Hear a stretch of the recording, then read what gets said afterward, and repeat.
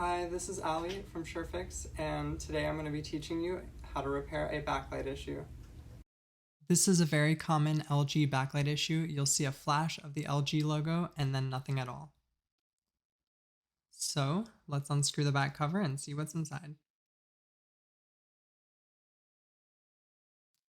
And we're going to focus our attention on the backlight connector. In this case, it is attached to a backlight LED controller board for a fully backlit array. And we're just going to test each backlight connection on the connector using our backlight tester. So each connection we're looking for a stable voltage, and then on the third connection we get an open circuit. And we're just going to continue down the connector, testing each connection. And it's in focus now, so we're going to go back to the third connection, and just so you can see open circuit.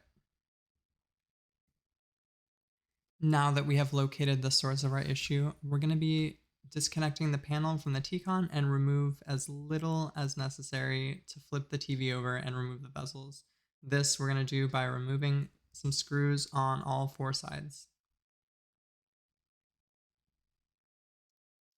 And once our bezel has been removed, we're going to use our suction cups to remove the actual panel.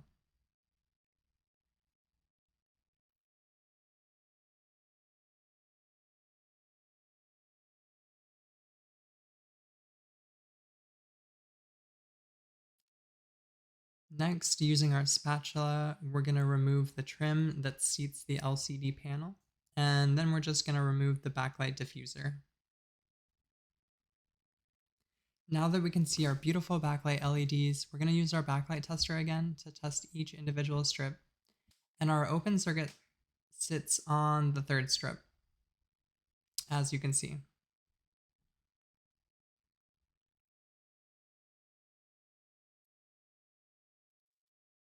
Now, even though we found the open circuit, we're going to be thorough and test the remaining strips to ensure that there are no other areas of concern.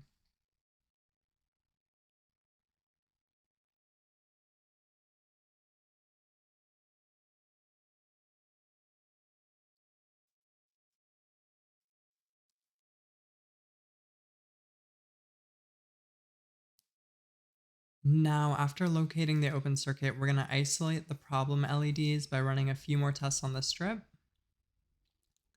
So in this case, we're getting 4 LEDs, but when we add the last LED, we get the open circuit. So looks like it's the last LED on the strip. We're going to pop that bad boy off and grab our iron.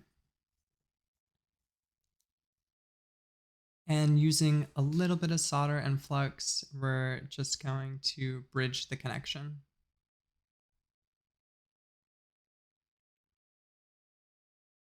Now, an alternative method is to replace the actual LED, but since it's just one LED by itself, it won't be noticeable if we just bridge it.